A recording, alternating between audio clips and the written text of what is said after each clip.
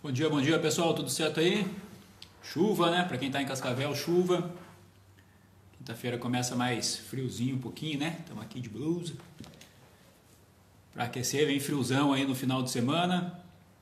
E a gente vai junto para conversar aí com vocês nessa quinta-feira de um assunto importante que é a economia, especialmente a economia aqui em Cascavel e a economia principalmente para microempresários, né? E do que a gente vai falar hoje aqui, a gente vai focar evidentemente em Cascavel, porque é um mapeamento que está sendo feito, mas pode servir aí para vocês em muitas cidades. Então já vou trazer aqui para nossa live, que é o Augusto César Stein. O Augusto, ele é o gerente regional, né, do Sebrae aqui em Cascavel, e o Sebrae está fazendo um levantamento bastante importante em relação a essa questão da economia aqui na nossa região em tempos de pandemia. Augusto, bom dia, obrigado por receber a gente. Sei que a agenda de gente do Sebrae é lotada, você acabou de sair aí de uma reunião, de um evento, né? E está atendendo a gente. Obrigado por atender e poder falar para a galera também aí em relação a esse trabalho que o Sebrae vem realizando aqui em Cascavel. Bom dia, Osíris. Primeiro, obrigado aí pelo convite, pela oportunidade, né, para a gente bater um papo. Eu acho que todas as agendas estão lotadas, mas quando é por um bom motivo, né, isso que é importante. Então, obrigado novamente pelo convite, pela oportunidade. Eu acho que é importante sempre mencionar, Osíris, esse é um trabalho que o Sebrae tem um papel importante, né? A gente tem uma responsabilidade importante, mas ele é um trabalho que une diversos atores aqui de Cascavel, né? Diversos parceiros, como a gente sempre menciona, públicos e privados, né? Então, o que a gente vai falar aqui um pouco hoje, né? É uma coisa, a pesquisa que está saindo do forno, ela literalmente está sendo tabulada nesse momento, mas a gente já tem a parte do cenário já, mas é um trabalho que ele compreende um programa que é chamado de Programa de Retomada Econômica de Cascavel, vindo com o slogan de Avança Cascavel. Ele é um programa protagonizado, inclusive, pela Prefeitura Municipal de Cascavel, pelo poder público, isso é importante. A gente está falando de políticas públicas são feitas principalmente pela gestão pública, né? Isso é extremamente importante, é quem tem mais condições, mas além da própria Prefeitura e do próprio Sebrae, integra o que nós chamamos de força-tarefa, que é o conjunto de ações, a SIC, Associação Comercial aqui de Cascavel, o CODESC, o Conselho de Desenvolvimento, e aí quando a gente fala de Conselho de Desenvolvimento, Ozir, a gente tem que lembrar que dentro do Conselho de Desenvolvimento nós temos diversas instituições que o compreendem, então todas essas instituições fazem parte do Programa de Retomada Econômica, a MIC, e além da própria Prefeitura, suas duas autarquias diretas aí que trabalham, que é a Fundetec e o IPC. Então esse é um conjunto que nós chamamos de força-tarefa, né, desse grupo. Também, Osiris, é importante mencionar que esse grupo ele começou a se reunir, se eu não me engano, aí pela terceira ou quarta semana do processo de quarentena. Se você me lembrar, a gente entrou mais ou menos em março nesse processo, né? Exatamente. Sem ser avisados, né?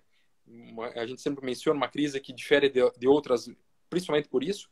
A gente entrou mais ou menos em março, ali na metade de março, dia 20 de março, e no início de abril a gente já começou a conversar entre alguns parceiros.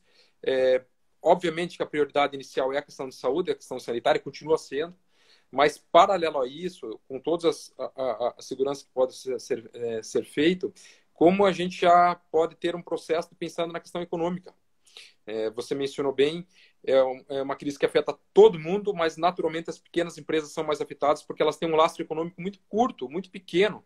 Ela tem uma condição de sobrevida sem faturamento curtíssimo. Então, isso nos preocupou desde o início, não preocupou só o Sebrae e todos os parceiros. Nós começamos a discutir isso, então, como é que vamos fazer isso? Como que a gente, paralelo à questão da atenção à saúde, começa a pensar na questão econômica? E aí fomos buscar alternativas. Tá? Por ser uma crise ímpar, nós não encontramos nenhum modelo já formatado, mas dentro da nossa experiência com programas de desenvolvimento anteriores, que tinham outro foco, mas eram programas de desenvolvimento, e também, eu acho que todo brasileiro tem um pouco de experiência em crise, né? É uma coisa que a gente veio desenvolvendo ao longo do tempo. A gente começou a rascunhar um programa, que é chamado, então, Programa de Retomada. Tá? E esse programa foi desenhado dessa forma. Tá? Com essa característica por esses atores. A pesquisa é um dos elementos. Tá? Então, é importante, né? A pesquisa é um Mas desses ela faz um mapa, eu acho que é importante ela dar um mapa de direcionamento, né? Vocês vão ter uma base muito mais sólida para dar um direcionamento, né, nesse desenvolvimento, né? Exatamente, Osiris. Basicamente, nós temos talvez 3 conjuntos assim que nos norteiam no plano de ação. Um deles é um diagnóstico empresarial, um diagnóstico, perdão, que foi feito com base em fontes secundárias. Ou seja, o diagnóstico são leitura de números que já existem. Então, todos nós, quando a gente abre qualquer site aí de notícias, a gente começa a ver aqueles setores, o que foram mais impactados, né? Geralmente com leituras nacionais ou, às vezes, estaduais. O diagnóstico que a gente realizou foi com uma leitura local, de Cascavel. Então, a gente começou a levantar quais foram os setores mais impactados por meio desses dados secundários. Então, esse é um conjunto inicial, uma base inicial. Depois, nós fizemos uma base ouvindo as instituições que representam os seus associados, empresários, instituições públicas e privadas, e que têm essa condição de ter a leitura do impacto em cada uma desses conjuntos de empresas ou de instituições públicas. E aí, em terceiro lugar, o terceiro conjunto de informações que nós fomos buscar foi ouvir diretamente o empresário. Então, foi essa pesquisa. Então, essa pesquisa é um terceiro elemento que busca complementar os outros 2 elementos. E nessa pesquisa, então, nós ouvimos quase 800 empresários aqui de Cascavel. Tá? Foram quase 800 empresários de pequeno porte, incluindo MEI, microempresas e médias e grandes empresas, em diversos setores. Nós buscamos, nesses 3 portes, 31 setores. Tá? Então, buscamos 31 setores para ouvir as dores que esses empresários estão passando, numa leitura principalmente dos meses de março e abril, e maio, mais ou menos, tá? Essa leitura, mas que já dá para a gente ter uma base bem sólida. Certo. Agora me conta uma coisa, Augusto. Vamos tentar vir um pouquinho de trás para daí a gente chegar nos resultados que vocês estão tabulando ainda, né? Porque está muito fresco tudo isso. Quando a gente fala de microempresa, do trabalho do Sebrae, a gente tá falando de mais de 80% da economia brasileira, né? O quão afetado você consegue identificar nesse momento que essa empresa, essa indústria, né, essa força da economia brasileira acabou sendo afetada com essa pandemia, partindo do princípio de que a microempresa, o microempresário, é exagero a gente falar, né? Vamos dizer assim, vende o almoço para poder jantar. Não tem muito giro, não tem muita sustentabilidade, como a gente foi aqui, assim, que deu aquele baque, aquela guilhotinada do fecha tudo, fecha tudo, fecha tudo, e de uma hora para outra o cara ficou sem a entrada, o pingadinho ali, que faz com que ele se mantenha. Na verdade, até mais, né, Osiris? O conjunto de pequenas empresas ele representa mais de 90% do conjunto total das empresas. Isso a nível nacional, quando a gente traz para Cascavel, para o Oeste, é muito similar. Então, em alguns casos, chega a 97% do conjunto de empresas. Ou seja, é um universo imenso de empresas e que, como você falou, são mais afetados, né? Só para a gente ter uma noção, inclusive já o que essa pesquisa já nos revela, era uma coisa que a gente já tinha na percepção, né? Muito claro isso. Mas das empresas pesquisadas, o maior índice de empresas que julgaram que tiveram o faturamento afetado foi justamente nas MPS. 81,3%, quase 82% das MPS falaram que já foram afetadas, isso até abril. Tá? E por quê? Nós mencionamos, o lastro é muito pequeno. Pelas pesquisas que existem também, elas divergem um pouco, porque aí tem pesquisas nacionais, internacionais, mas a gente sabe que uma pequena empresa tem um lastro que às vezes varia de 15 dias, 20 dias, 30 dias. Ou seja, a partir do momento que cai o seu faturamento, e essa crise teve essa característica, né? Porque diferente de outras crises, onde vem vindo uma diminuição do faturamento e o empresário, aos poucos, ele vai se preparando, essa nós tivemos uma queda extremamente acentuada, literalmente do dia para a noite. Então, se a gente analisa os dados, até 15 de março todo mundo estava faturando normal. E os dados de janeiro, abril eram muito bons, inclusive. Exatamente. Os números nos mostram, né? O nível de faturamento das empresas estava bom em 2020. É claro que a economia ainda estava naquele processo de retomada, mas eram números bons, inclusive comparados os últimos anos. E, de repente, no girar do mês ali, esse faturamento foi quase a zero em alguns segmentos. Por quê? Porque as empresas literalmente tiveram que fechar as portas, grande parte delas. E aí a pequena empresa tem um lastro muito pequeno. Nós tivemos uma dificuldade muito grande também com crédito, que ao longo desse processo está se tentando sanar, né, várias medidas aí, inclusive governamentais, mas que demoram para chegar na ponta. Né? Geralmente os anúncios são feitos até que a empresa consiga pegar. E, de novo, Osiris, né, a pequena empresa é quem tem mais dificuldade de acessar o crédito. Está muito Até claro. porque as instituições bancárias parece que não estão colaborando muito, né? Tudo que o governo anunciou, o governo federal anunciou em termos de apoio financeiro, de linhas de crédito, de prazo e tudo mais, parece que as instituições financeiras deram uma bela de uma demorada, se é que vão liberar, né? É bem delicado, né? Mas eu acho que o primeiro problema, né? A primeira situação é isso, né?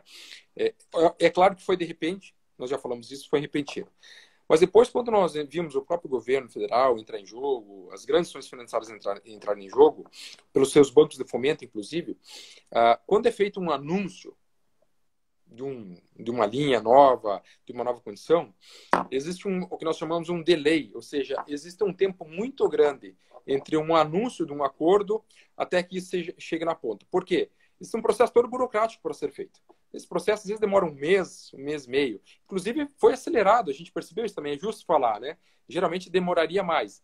Mas essa demora de 20 dias, 30 dias, para que o que foi anunciado e a gente viu na mídia chegue, literalmente, como a gente fala, na boca do caixa, para o pequeno empresário ir até o seu gerente ou entrar em contato com o seu gerente e conseguir esse recurso, às vezes a pequena empresa não tem esse tempo. Tá? Então, outra questão importante, né? Cada instituição financeira tem seu conjunto de regras que é complementar a um conjunto já estabelecido. E, via de fato, nós temos um grande problema que é o sistema de garantias. Então, esse problema está sendo atacado. Nós temos, inclusive, uma garantidora de crédito aqui na região oeste, que é muito forte, muito boa, que é a SGC, a Garante Oeste, uma das melhores do Brasil, mas que ela tem um poder de atuação limitado. Tá? E os sistemas de garantias nacionais, né? O próprio Sebrae tem um sistema de garantias que é o FAMP, que é bem robusto e que agora foi acionado, que vai tá sendo bem importante, mas são sistemas limitados também. Então, a garantia sempre é uma dificuldade e a pequena empresa também geralmente não tem garantias sólidas. Grande parte delas, né? É óbvio que nós temos pequenas empresas já no nível mais desenvolvido. Então, em fato e resumindo, sim, o crédito, o assunto crédito está sendo um limitador.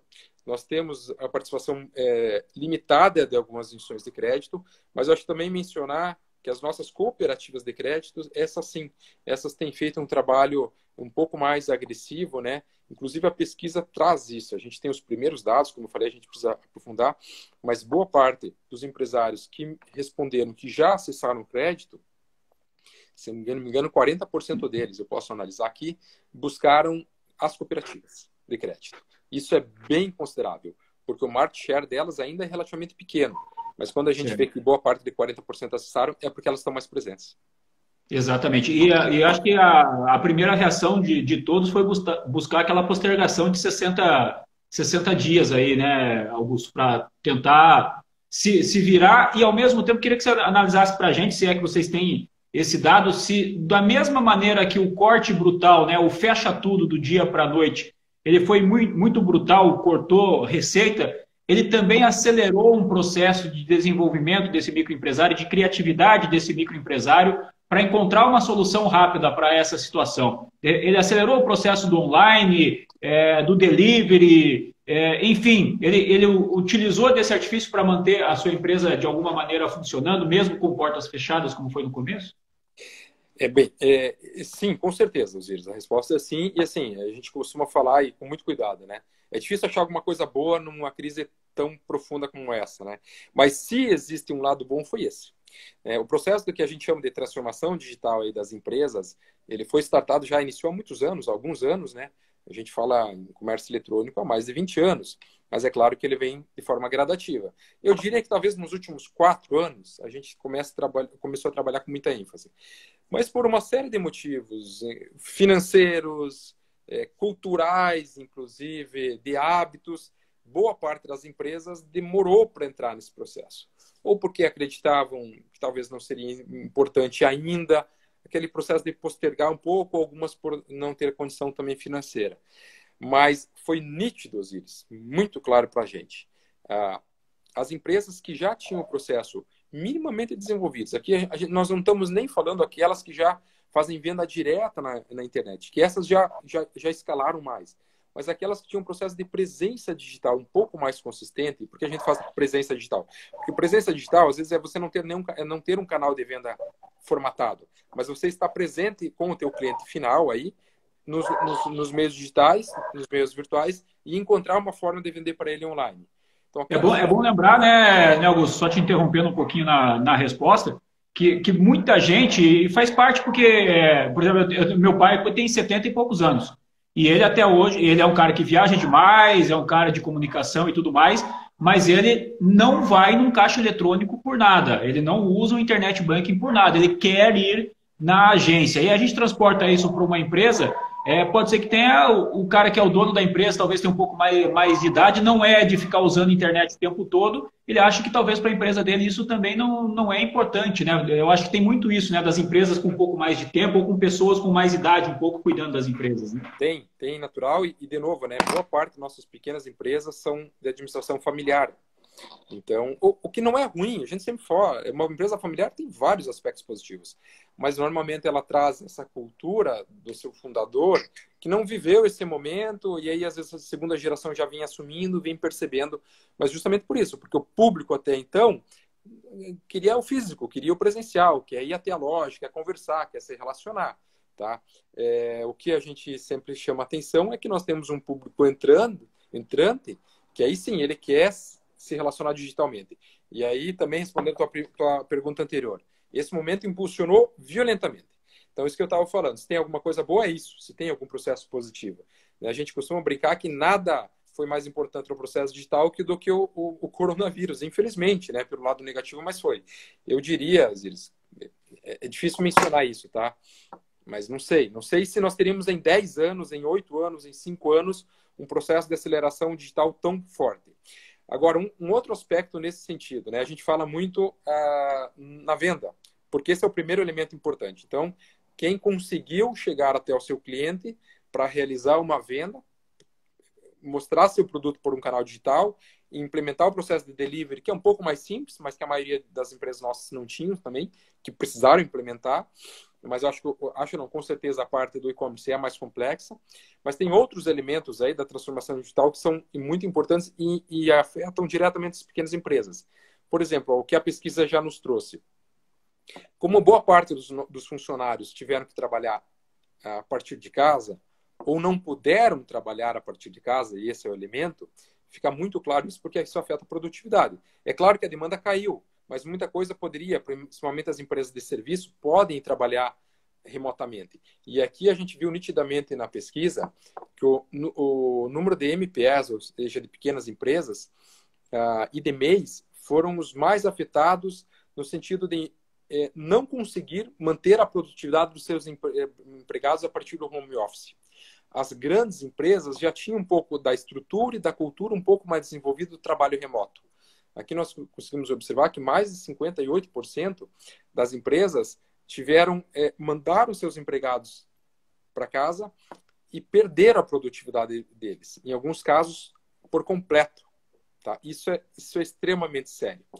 Isso explica um pouquinho também porque o microempresário tem mais dificuldade de oferecer essa condição de home office para o seu funcionário, né? Porque não é só mandar o cara para casa e ele que se vire lá para trabalhar, tem que dar uma estrutura para ele trabalhar, né? Nós estamos falando aqui de equipamento, né? Básico, né? Equipamentos básicos. De novo, a cultura de trabalhar à distância, que também não é simples, né? A gente acabou se desenvolvendo nesse momento, se obrigando a desenvolver, mas que muitas pessoas têm um pouco mais de dificuldade.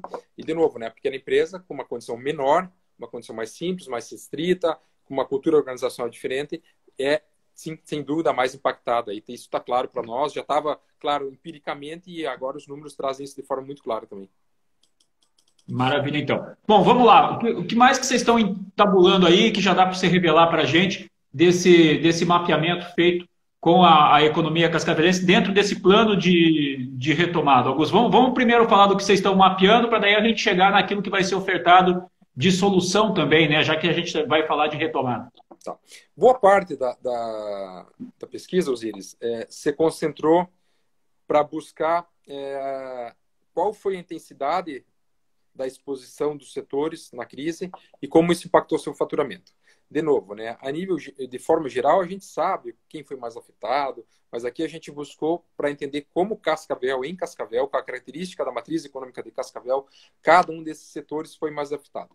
E aí, a questão de faturamento, que eu comentei, salta aos olhos. Então, de novo, né, o que já está muito claro para nós aqui. E aqui é importante que depois a gente vai abrir ainda mais essas atividades. A gente já tem essa condição, não abriu tudo porque não tabulou, mas pode abrir. Então, por exemplo, 100%, Osiris, das empresas do setor de turismo e hotelaria, 100% mencionaram que tiveram queda de faturamento. Tá? 100%. Da mesma forma, 100% das empresas, por exemplo, de pet shops, das empresas os salões de beleza, em serviços de cosmética, também falaram que tiveram perda do seu faturamento. 91% das academias, empresas ligadas ao ramo, informaram isso. Em contraponto, o setor que menos, que os próprios empresários, lembrando, quem respondeu foram os próprios empresários, teve queda de faturamento, foi o setor agropecuário, que também já era esperado. Aqui apenas 25%, apenas entre aspas, né? Não é pequeno, um quarto, mas 25% das empresas falaram que tiveram seu faturamento atingido. Então, aqui nos dá uma leitura muito clara, tá? De como esses setores foram expostos e reagiram. De novo, empresas de base tecnológica também, relativamente pouco, apenas, entre aspas, 40% tiveram seu queda de faturamento. E também nessa leitura por setores, como nós comentamos, Osiris, de novo, a leitura por porte. Então, num total, numa média entre os setores, e de novo, a gente faz a abertura por setor, mas para ver a diferença, 81,3% das pequenas empresas tiveram queda de faturamento, das grandes empresas, 66%. Então, é um número, uma diferença bem considerável.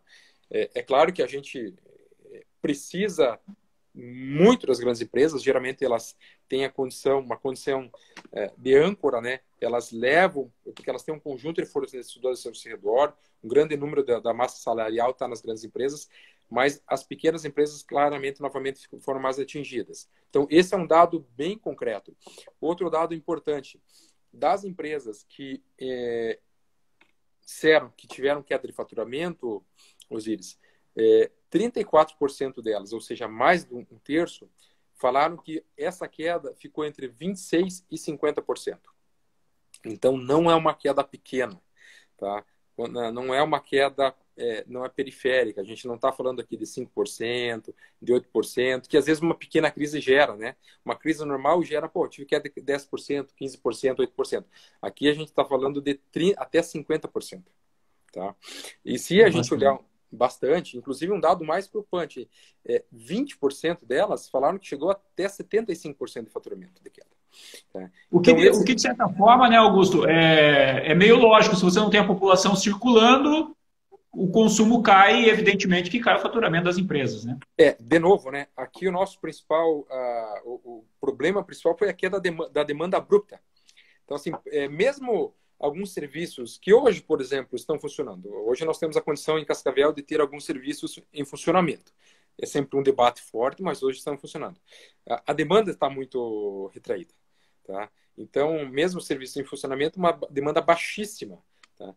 E, Osiris, aí a gente tem que mencionar e tem que lembrar, por mais cruel que seja, a gente deve ter esse cenário de demanda retraída por vários meses ainda. Exatamente. Tá? Então, por mais que, digamos que daqui, sei lá, a gente espera que daqui 3, 4 semanas quase 100% das atividades estejam funcionando. Ainda assim, a gente vai ter impactos da crise pela retração da demanda, pelo cenário econômico recessivo, por meses. Nós temos um dado aqui, vou tentar procurar enquanto falo contigo, mas grande parte das empresas também afirmaram aqui, Osiris, que esperam que a recuperação econômica aconteça mais fortemente apenas no primeiro semestre de 2021. Tá? Isso está claro para nós, a maioria, se não me engano, 75% falaram que esperam que essa recuperação econômica esteja mais ou menos entre março, abril, maio, um trimestre de 2021. Então, é uma expectativa que traz uma realidade que os empresários já estão passando, né, e que estão percebendo que vai ser lenta a retomada. E analisando, né, Augusto, a gente conversou com muita gente nesse período, a gente viu algumas campanhas sendo realizadas, E me parece, assim, é difícil encaixar o termo correto de falar, mas as pessoas de baixa renda sofrem menos nesse período de crise, porque elas, entre aspas, estão acostumadas com a baixa renda, então elas são um pouco menos afetadas. Enquanto que as pessoas de classe média, que tem ali por exemplo, um microempresário, vamos exemplificar que ele tem aí uma retirada de 4 mil, 5 mil reais por mês para sustentar a sua família. Ele ficou 2, 3 meses no zero. E de 5 mil para zero, o buraco é muito grande, né? E agora ele tendo que retomar isso, esse processo é muito mais lento, né? É lento e é uma realidade isso, né? Inclusive as políticas públicas dificilmente elas conseguem chegar nesse meio da pirâmide, né? Exatamente. Isso é uma realidade. É óbvio que quem está num nível mais elevado, economicamente falando, tem um impacto menor, geralmente tem uma diversificação da renda, não depende só de um único negócio, às vezes são negócios de segmentos distintos, então consegue de alguma forma complementar. Quem é base da pirâmide, né, e que tem um processo de qualidade de vida mais difícil no dia a dia, tem algumas políticas sociais que foram startadas pelo governo federal, estão em curso, são suficientes? Com certeza não são suficientes, mas de alguma forma elas estão irrigando um pouquinho essa base. E essa base do meio, sim, o microempresário, geralmente uma classe média, aquela empresa pequena, familiar, ela muitas vezes ela não tem muitas vezes não, ela não tem os benefícios de uma classe mais que tem uma condição melhor, e muito da política pública não chega até ela, infelizmente. Tá? A gente tem visto agora algumas linhas de A gente crédito. até viu, até para complementar o que você está falando, eu fiz uma entrevista com o professor Kleber, se eu não estou enganado, da Uniamérica, lá da Uninter, lá de Curitiba, que ele fez uma teoria, um texto, né, justamente em relação ao achatamento da pirâmide de Maslow, em relação a esse período, né, que a gente está vivendo, e pega principalmente essa galera aí da chamada classe média. É uma realidade, como a gente falou, né? Isso já é um negócio já é meio de senso comum, né? Mas quando acontecem situações como essa, ficam mais claras. Um dado importante aqui, Osiris, se me permite mencionar, né? Que a pesquisa nos trouxe. De modo geral, de novo, a gente vai conseguir, já consegue, né? Mas está tabulando, elencar cada um dos segmentos, mas 30%, quase 30%, 29,15% das empresas demitiram funcionários, tá? E isso é o que eu mesmo costumo falar. Esse é o lado mais cruel da crise.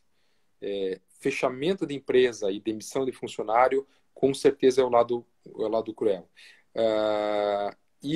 Então, são 30%, quase um terço, informaram que demitiram. E um número importante aqui, deixa eu elencar, ainda há uma expectativa pessimista na demissão. Ou seja, aqueles que demitiram ou aqueles que não demitiram, diferentemente por portes, uma boa parte entende que vai ter que fazer desligamento de funcionários. Tá? E um pequeno número, sempre tem outro lado, mas cerca de 4% afirmaram que admitiram. Ou seja, geraram novas vagas. A gente viu um pouco isso também, um pouco mais no setor da alimentação, algumas indústrias pontuais, né, que não pararam, inclusive tiveram que realocar funcionários, os grupos de risco foram para casa, então tiveram que fazer uma contratação complementar. Então, isso gera também, está claro aqui na pesquisa. Mas E a 30%... dispensa também gera gasto, né? Porque para você dispensar um funcionário hoje em dia, para você demitir um funcionário, o preço que você paga é alto, né? É alto, os custos não são simples, é alto. Para a pequena empresa, geralmente, ela não tem um aporte já pensando nisso, porque não é normal. Geralmente, a pequena empresa leva um tempo maior para desligar, até porque existe um vínculo, muitas vezes um vínculo emocional, inclusive. Então, o empresário ele tenta mesmo manter ao máximo a sua equipe. Isso é altamente positivo, né? Geralmente os números de demissões eles acontecem naturalmente, mais aceleradamente pelas grandes empresas, porque o impacto é maior da folha nelas, né? Então, não é uma opção do empresário também, a gente tem que deixar claro isso, o empresário, não existe um empresário com certeza que queira desligar, mas isso afeta muito a produtividade no seu fluxo de caixa, ele chega um momento que ele tem que desligar. Mas a pequena empresa ela consegue segurar um pouco mais tempo. Tá? Mas quando a gente vê esse número aqui, a gente já fica claro que não houve opção, né? Então, esse desligamento já aconteceu ou vai acontecer. Tá? Isso está bem claro também, tá? Deixa eu ver alguns outros elementos aqui, Osiris, mas vamos lá. Que seria importante aqui, né? Também, boa parte, então, das empresas, e aqui a gente consegue ver por segmento, tem uma expectativa de redução do seu quadro, como eu falei, e uma pequena parte tem uma expectativa de aumento do seu quadro. Tá? Aqui o dado já não é mais tão pessimista quanto expectativa de admissão, porque há uma expectativa natural, e ficou claro aqui também, que alguns já esperam no final desse ano, mas boa parte no primeiro semestre, no primeiro trimestre de 2021, mas esse movimento de retomada, aí sim, aí naturalmente ele gera também um movimento de retomada de contratações. Tá? Então as empresas dispensam, elas desligam por necessidade, poucas dispensam por condição de automação, por exemplo, nesse momento. É uma dispensa por necessidade. E aí a gente espera, então, no início de 2021, uma retomada também no quadro de contratações. Maravilha. Agora, a gente tem um ditado popular, né? Enquanto alguns choram, outros vendem lenço e por aí vai. A gente tem ramos que vocês identificaram que, de repente, ampliaram o seu faturamento, que melhoraram vendas nesse período durante a crise? Sim, exatamente, com certeza. Né? E eu até separaria em dois blocos, Osiris. Existem segmentos que, naturalmente, nos primeiros meses, eles aumentaram seu faturamento porque a demanda aqueceu. Então, vamos lá falar. Supermercados. A gente viu os primeiros números, apesar que depois agora começa a ter oscilação já, mas eles aumentaram o faturamento. Naturalmente, as Até porque farmácias... foram os únicos que não fecharam, né? Eles e postos de combustíveis, pelo menos para a gente aqui em Cascavel, né? Exatamente. As farmácias aumentaram o seu faturamento. Os postos tiveram uma queda porque baixou muito a demanda. Baixa a circulação, inclusive, principalmente transporte de cargas, inclusive, baixa demanda. Então, assim, esse é um primeiro bloco, né? Algumas atividades que aumentaram o seu faturamento por necessidade, por demanda. Mas aí o que nós acompanhamos também, e talvez mais de acordo com a tua pergunta aí, foi que alguns segmentos ou nichos de segmentos mais específicos, e aí muito pelo perfil do empresário, conseguiram aumentar seu faturamento. Aqui está linkado com também, eu acho, o que nós falamos lá no início, a condição de venda, principalmente por canais virtuais. Então, a gente viu, inclusive, alguns, o que nós chamamos de marketplaces, né? Que são essas plataformas de venda online, que naturalmente já existem a nível nacional, as grandes plataformas que todos nós acessamos, os grandes players aí, você entra, eu entro no canal, mas que agora a gente vê começa a crescer mais localmente. A própria Associação Comercial aqui de Cascavel, né, acabou de criar sua plataforma, tinha algumas privadas, não associativas. Então, muito por perfil do empresário que já estava trabalhando a questão da presença online, mas que viu no momento da crise um momento importante até por um pequeno investimento, mais difícil que seja ser feito, e alavancar seu negócio. Então, essa questão, de novo, é muito por perfil empresarial, de entender a oportunidade, de ter, é claro, uma pequena condição de investimento e acertar o que a gente chama do timing, né? Não perder a hora. Tá? Isso é empreendedorismo na veia mesmo. Tá? Então, isso é importante mencionar. Osiris, se você me permite aqui, eu mencionar um outro dado relevante também. Vamos lá. Bem relevante. Nosso papo é para você revelar tudo dessa pesquisa aí. Vamos lá. Nós fizemos uma pesquisa aqui sobre a intenção de investimento. Tá? A pergunta era, você tinha intenção de investir na sua empresa em 2020? E aí, se tinha intenção, como fica esse investimento? Então, assim, nós separamos em 4 opções. Em adiado, em cancelado, em mantido e em revisto. Tá?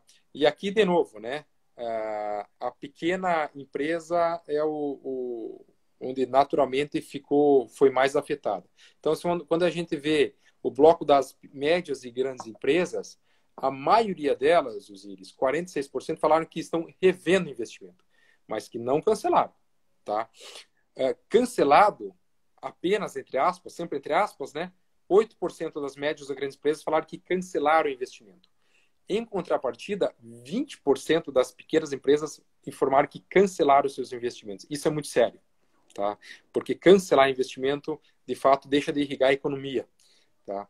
E das pequenas empresas ainda, o que mais apareceu foi em 40%, mais de 40%, que informaram que adiaram seu investimento. Então, elas não cancelaram, mas elas seguraram, elas congelaram. E esse percentual é importante, Osiris, porque normalmente quando o empresário adia o investimento, quando ele falou, eu não cancelei, mas eu segurei, Isso, no momento de retomada, é muito importante.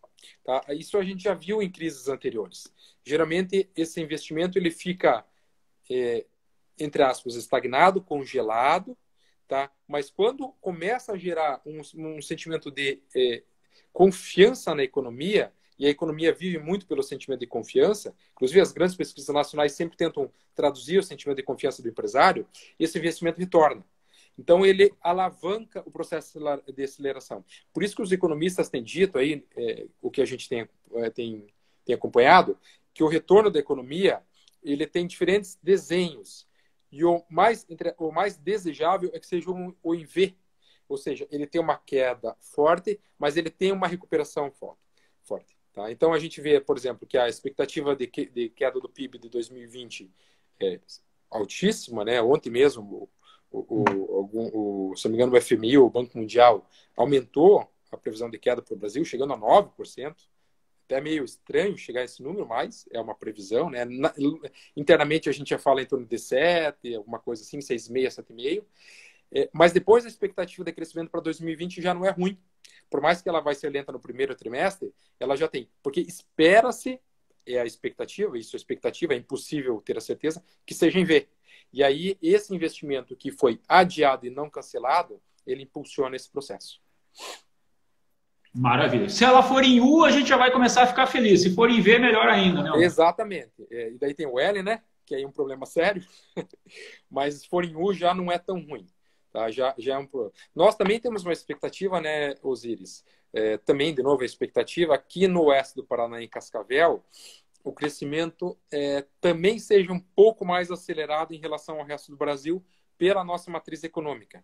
De novo, né? Isso é o que todo mundo está falando, a gente já sabe empiricamente, e alguns dados revelam, né? Como a gente tem uma matriz econômica muito focada no agronegócio, temos que lembrar que o dólar está bom para o agronegócio, né? Sim. É claro que tem uma questão de importação de insumos, né? Mas boa parte da exportação também é favorável.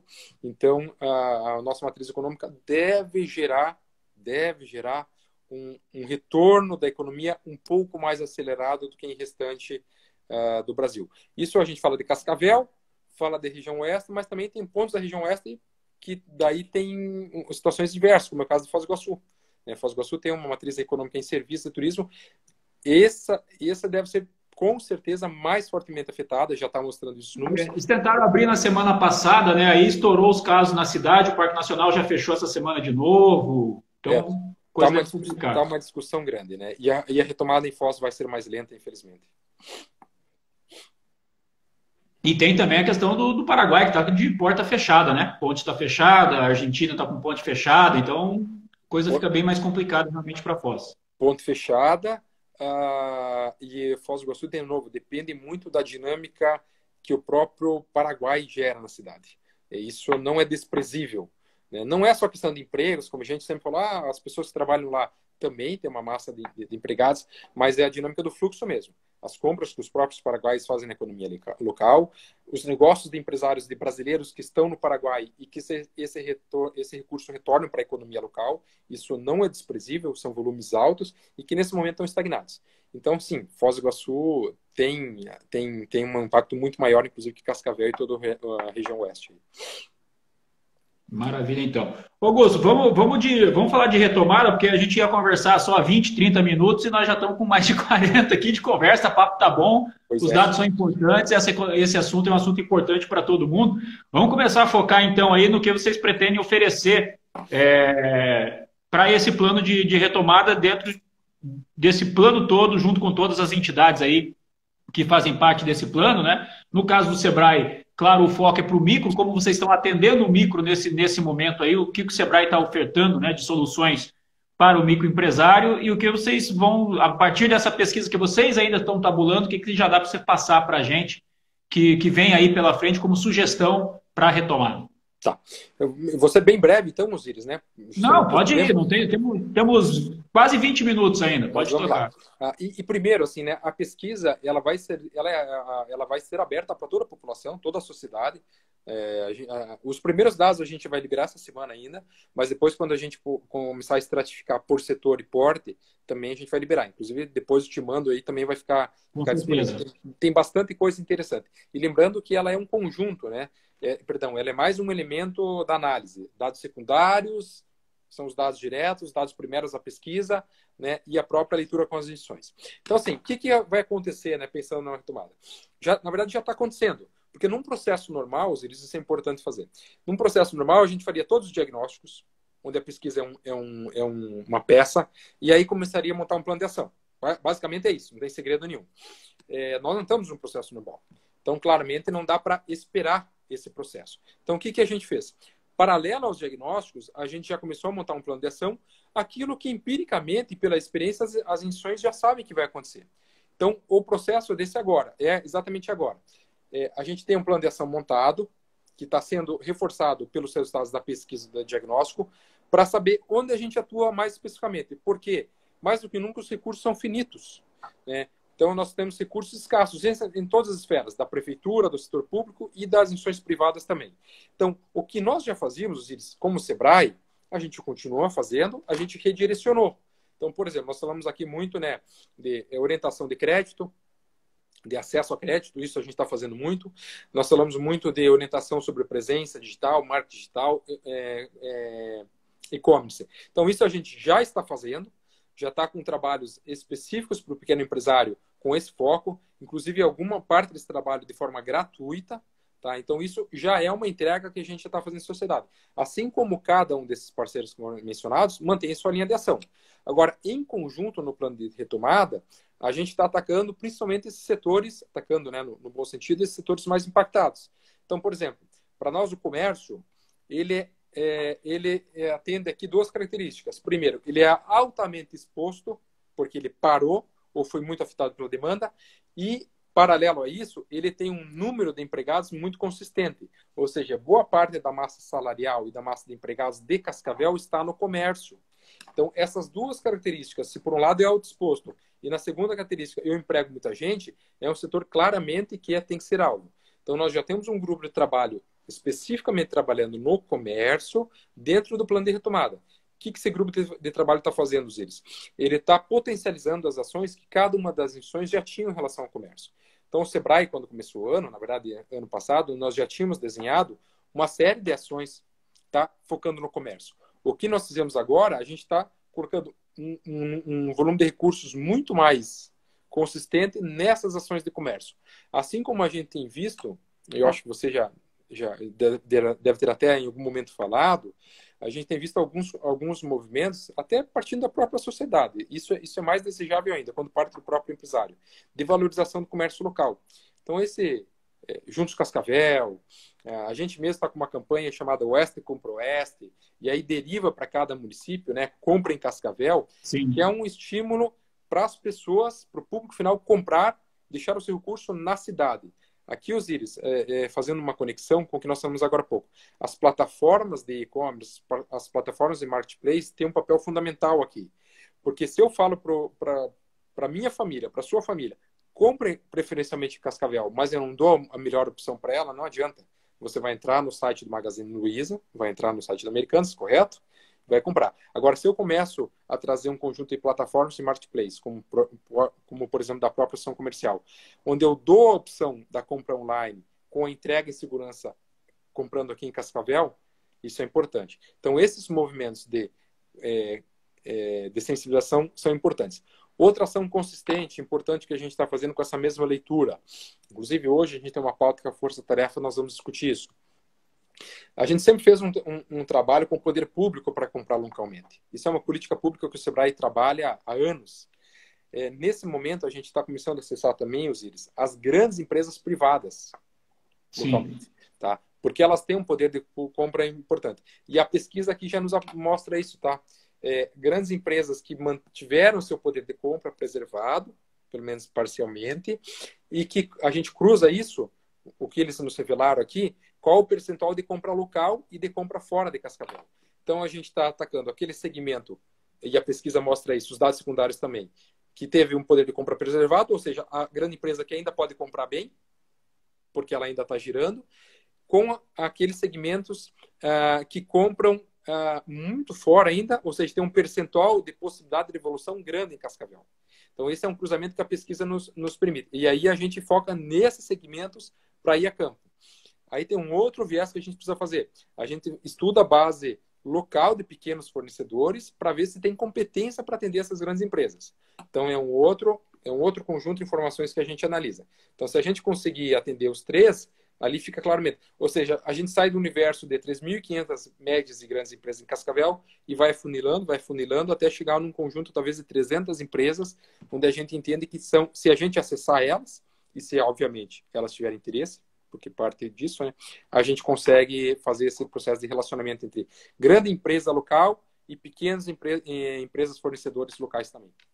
Gerando o negócio local e fortalecendo a economia local, né? Você falou agora há pouco de investimento público, né? Que está unido também nesse processo de retomada.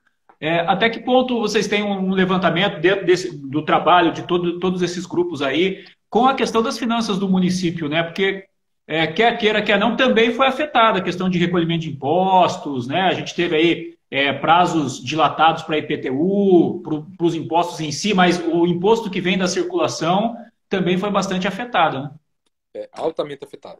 Tá? E isso não pela pesquisa, mas a gente tem um trabalho paralelo lá, inclusive junto com a prefeitura aqui, e altamente afetado. Isso é importante a gente ter a ciência. Né? Inclusive, assim, o governo federal também fez alguns movimentos para suplementar o orçamento dos municípios. Mas isso é limitado e é passageiro. Esse é o problema. Geralmente foi, se não me engano, para 2 ou 3 meses. Então, já tem uma previsão, e o poder público já trabalha com isso, Osíris, que, claro, o reflexo da baixa da arrecadação, ele já é sofrido agora, mas essa suplementação do governo federal deu uma pequena equilibrada. Quando essa suplementação acabar, agosto, setembro, e a arrecadação continuar baixa, aí sim nós teremos um problema seríssimo instalado em todo o poder público de todo o Brasil, infelizmente. Então, as prefeituras estão buscando alternativas, né? Cada prefeitura, cada gestor construiu o momento que chegou até aqui de uma forma, e aí a gente, sem entrar no aspecto político, que a gente não quer e não nos cabe, a gente percebe que Cascavel parece ter uma boa situação até nesse sentido, né? Porque construiu um processo um pouco mais sólido, essa pelo menos é uma percepção. O trabalho agora junto vai levantar isso, vai tangibilizar se é isso mesmo, mas essa é a percepção. E a prefeitura pode, inclusive, usar o seu poder de compra para isso. Então, dentro do plano de retomada também, eles estão as obras públicas. As obras públicas que já estavam planejadas, ou seja, um conjunto de obras públicas que o município tem que fazer, e um conjunto de obras que estavam, de repente, em processo e que, nesse momento, o município ainda consegue acelerar. A obra pública, geralmente, lembrando, né, ela gera riqueza renda e emprego. Então, a prefeitura é uma das sempre maiores compradoras do município, é uma grande geradora de emprego, empregos diretos e empregos indiretos, porque quando você inicia uma obra, tem um conjunto de empregos indiretos que você movimenta, e ela fomenta empresas locais. Tá? Então, as prefeituras foram altamente atingidas, o fluxo de caixa das prefeituras está seriamente atingido. Infelizmente, não vai melhorar a curto prazo, porque além da queda da arrecadação, há uma tendência de diminuição da suplementação do governo federal, porque o governo federal também não vai ter mais caixa. Exatamente, é a bola de neve, né? É a bola de neve. Então, sim, o poder público está sendo altamente afetado e a gente precisa ter essa consciência. Né? É claro que a gente tem que cobrar dos gestores, é nosso papel da sociedade, a boa aplicação, mas não tem mágica aqui. Aqui não tem mágica. Foi afetado, vai ser afetado e, claro, nós vamos ter dificuldades com isso também aqui em Cascavel, normalmente. Com certeza. Bom dia aí para a Laís Amaral, que está chegando agora para a nossa live. Olha só, para vocês que estão chegando agora, vocês que não me seguem ou talvez não sigam o Augusto, os nossos perfis estão aí. E então, logo a gente termina, eu vou subir essa entrevista no meu canal do YouTube para vocês acessarem posteriormente. O canal lá é Osíris Júnior Locutor, para vocês acessarem, se inscrevam lá no canal, para vocês acompanharem a série de entrevistas que a gente está fazendo aí na pandemia. E essa entrevista com o Augusto também vai estar por lá. De um modo geral, Augusto, o micro conseguiu se manter ou a gente teve muito fechamento de empresas aqui? Primeiro, bom dia para a Laís também, minha colega de mestrado aí. Bom ver a Laís aí. Osíris, a gente não tem o número final ainda, mas a gente vai ter. mas houve sim, infelizmente, um número de fechamento de empresas, por enquanto mais baixo do que a gente imaginava, tá? Inclusive, como os dados oficiais, Osiris, eles têm um delay para serem apresentados, normalmente você tem o dado oficial nacional, o próprio CAGED lá, que é uma base comum, né? Então, assim, nós não temos nem o dado de maio ainda. Nós estamos quase entrando em julho, boa parte dos dados nem de maio tem, alguns já tem de maio, mas então o que está claro ainda é uma parte de março, a pandemia começou em março, a gente não pode esquecer, então março ainda se sustentou, abril despencou. Então, assim, os números de desemprego e fechamento de empresas no somatório do ano, por incrível que pareça, ainda não são tão fortes. Mas provavelmente quando a gente tiver em julho, agosto, aí sim, que daí eles vão se referenciar a maio, a junho, abril inteiro, aí nós devemos ter números mais fortes de fechamento e, infelizmente, de desemprego. Tá? Por enquanto, o que a gente tem percebido é que boa parte das empresas tem conseguido ainda sustentar, já como os números mostram, né, com a necessidade de dispensar alguns funcionários, mas ainda conseguem sustentar a sua operação. Tá? Agora, como nós falamos, provavelmente, então, Osiris, quando a gente olhar lá por agosto, os números formais, oficiais, a gente vai ter uma baixa considerável de empresas, principalmente as pequenas empresas, tá? Por tudo que a gente falou durante a live aqui hoje, e da diminuição de empregos, infelizmente, tá?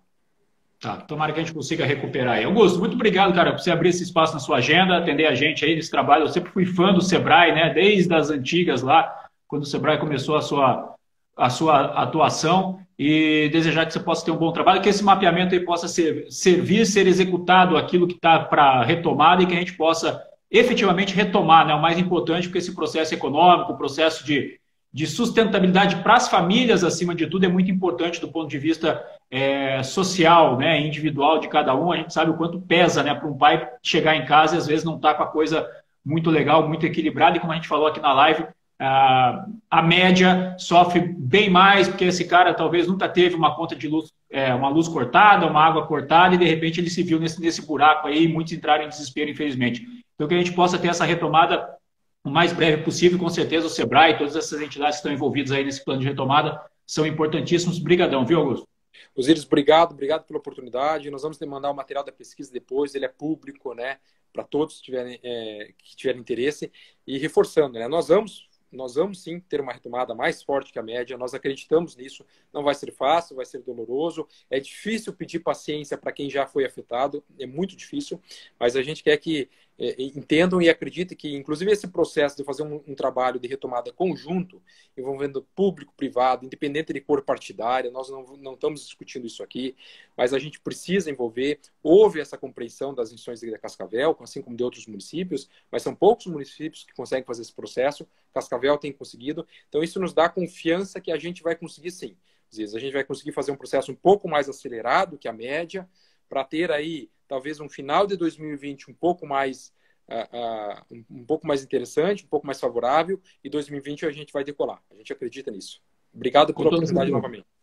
Valeu, Augusto. Obrigado a todos vocês que acompanharam aí. Um ótimo dia, ótima quinta com essa chuvinha gostosa, né, em Cascavel, para todos vocês aí, e que venha o friozinho. Bom fim de semana, gente. Obrigado, Augusto. Tchau, tchau.